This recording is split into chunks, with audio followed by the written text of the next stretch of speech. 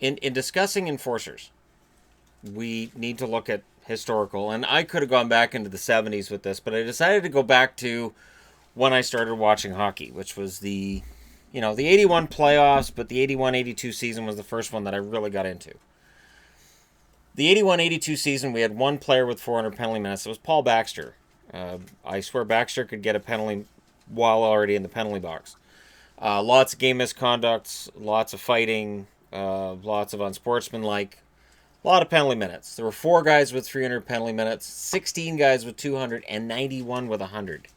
And this 91 doesn't include the guys who had more than that. 1996, we have nothing.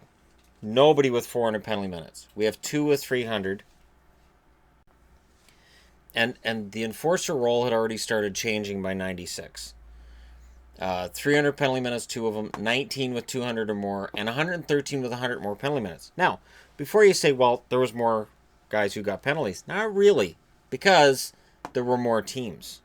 So you add 5 more teams, penalties had already started to drop. And that was also partly due to the fact that between 82 and 96, they changed one major rule.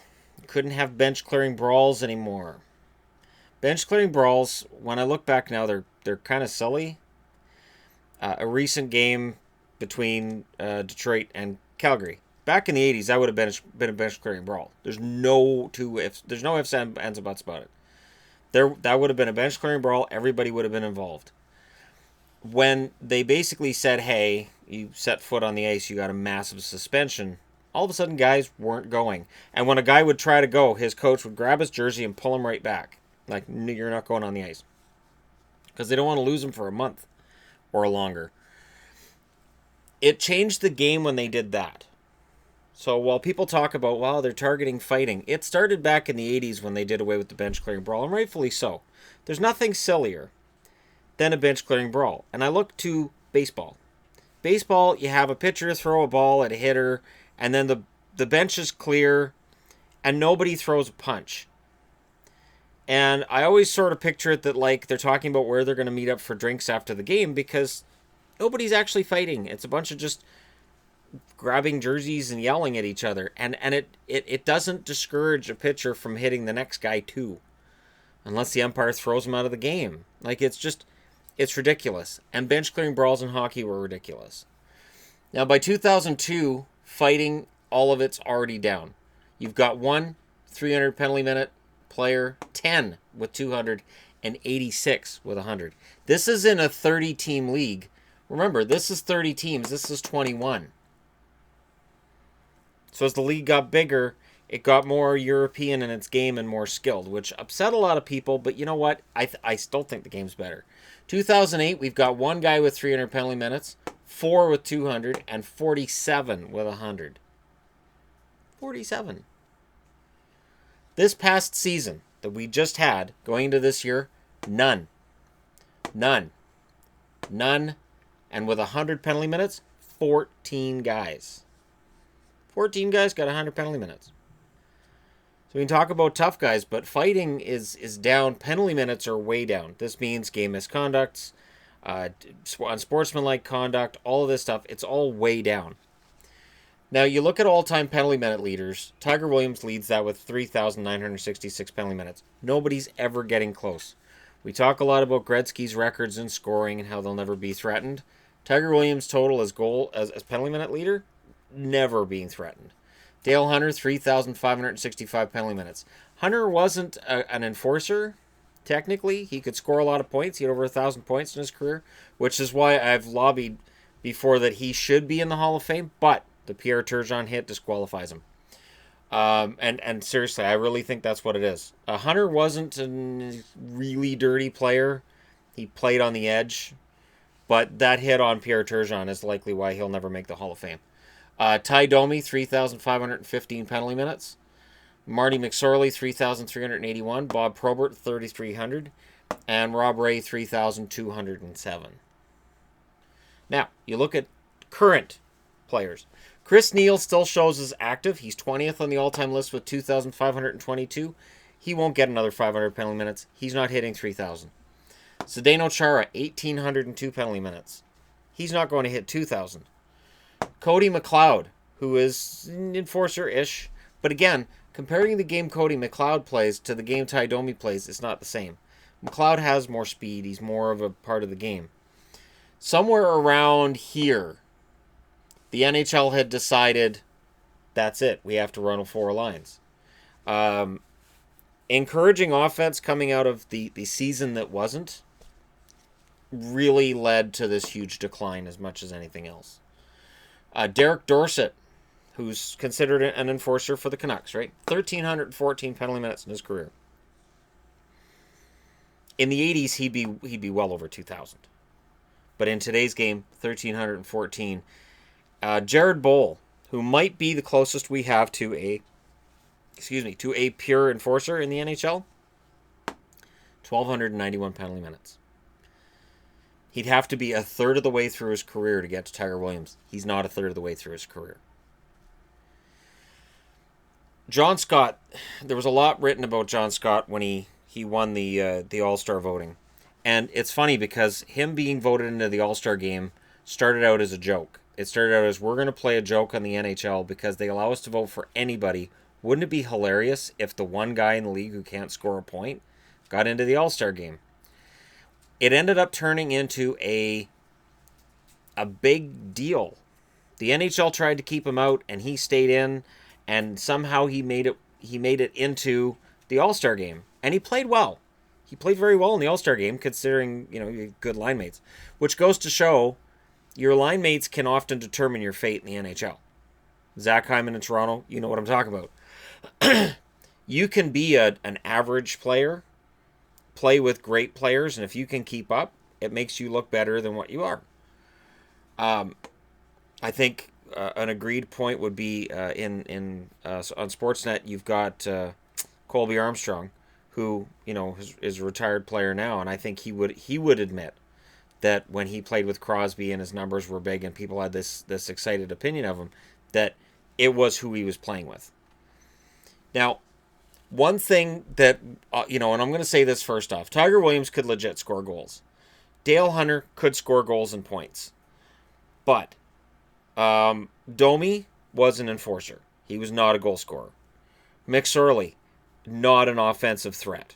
Probert, fantastic, decent scorer who could put up those numbers, but because he was such a good fighter, he ended up putting up 3,300 penalty minutes.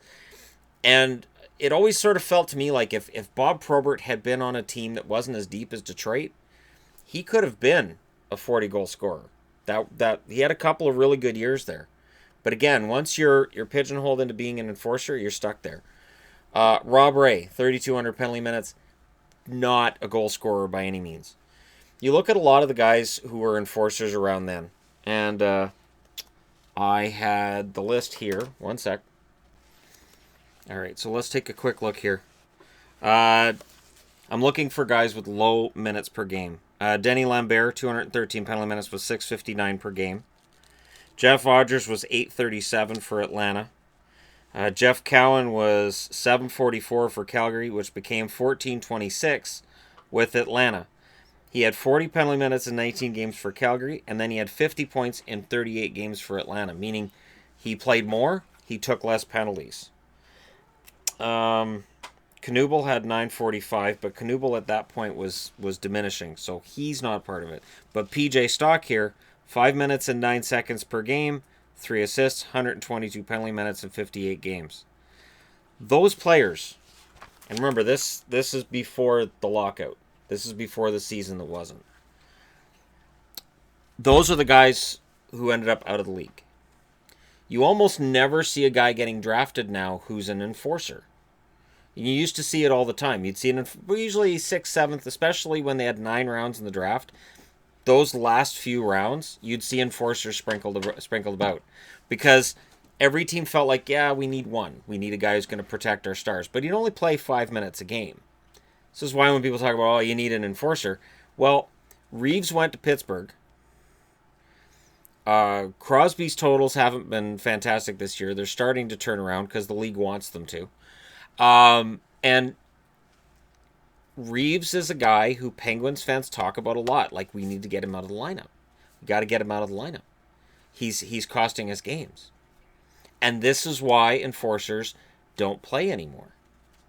And I haven't seen, and we're a quarter way into the season, I haven't seen where having Reeves in the lineup for Pittsburgh has meant that people stop abusing Sidney Crosby.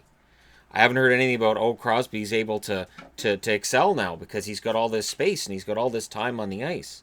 He's going to score 120 points. It's not happening.